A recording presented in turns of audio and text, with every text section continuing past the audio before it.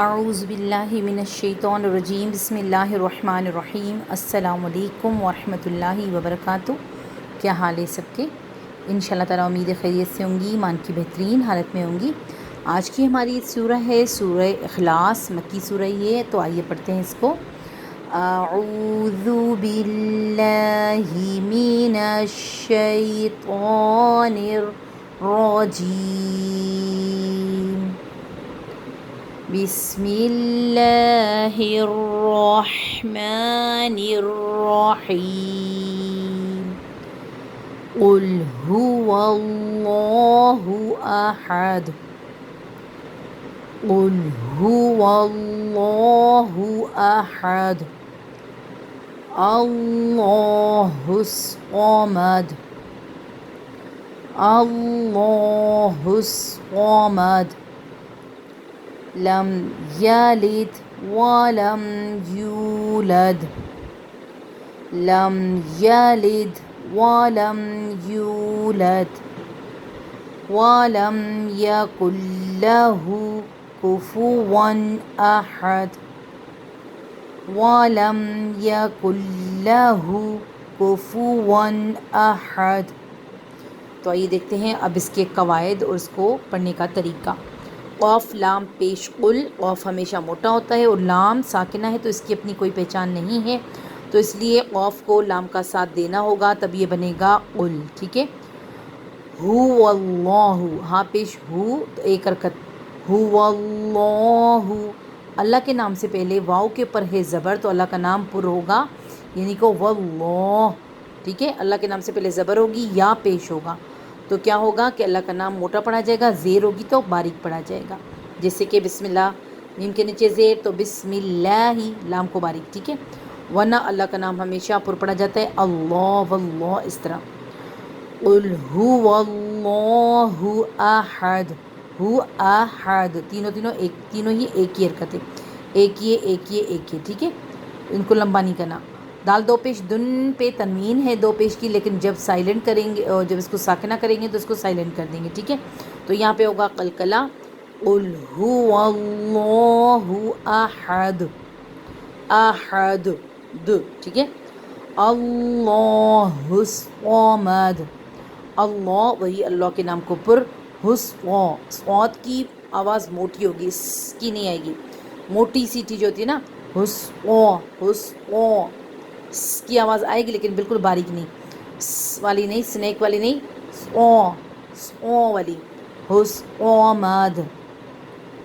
اور مشدد ورڈ آپ کو پتہ ہی ہے دو بار ادا ہوتا ہے، ایک بار یہاں پہ بھی مشدد ہے، یہاں پہ بھی مشدد ہے، اس کا مطلب ہے کہ صاد بھی یہاں پہ دو بار ہے، ایک بار ہا کے ساتھ ملے گا اور ایک بار اپنی حرکت کے ساتھ آئے گا۔ جب ہا کے ساتھ ملے گا تو سائلنٹ ہو جائے گا، اور جب اپنی حرکت کے ساتھ ہوتا تو اس کی حرکت تو ویسے بھی زبری ہے، ٹھیک ہے۔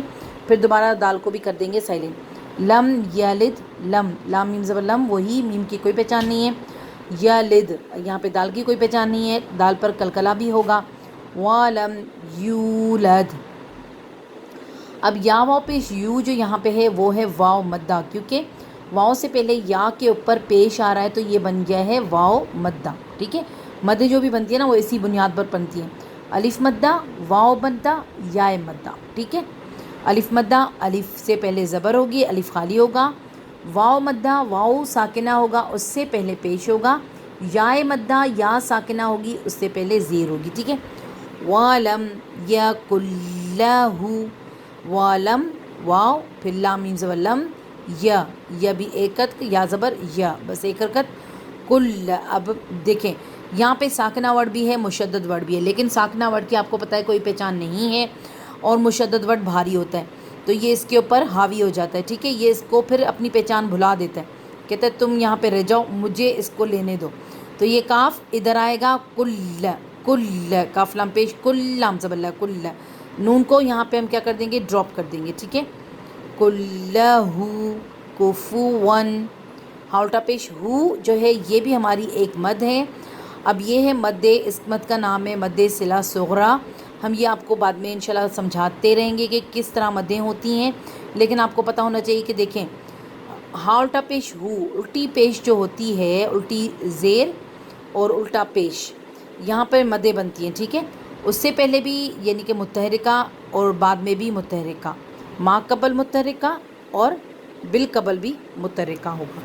دونوں سے پہلے اگر متحرکہ یعنی جس کے اوپر کوئی حرکت ہو، زبر زیر پیش، ٹھیک ہے، تو یہ ہے متحرکہ، یہ بھی متحرکہ، لام بھی متحرکہ، کاف بھی متحرکہ اور بیچ میں الٹا پیش ہو ہے، تو یہ مد صلہ صغریٰ اس کا نام ہے، کفواً احد۔ کفواً کاف پہ اوپر ایک پیش، فا کے اوپر بھی پیش، ایک حرکت، ٹھیک ہے، اس کو حرکات بولتے ہیں نا، تو ایک ایک حرکت ہے۔ واؤ دو زبر ون پہ ہمیں مل رہا ہے تنوین، اس کے بعد حمزہ الف کی شکل والا، اس لیے کیا ہوا اظہار۔ یہاں پہ ہم نے کیا کیا، تنوین کا اظہار کیا، ہم نے اس کو پڑھا کفواً، ٹھیک ہے، احد، کفواً۔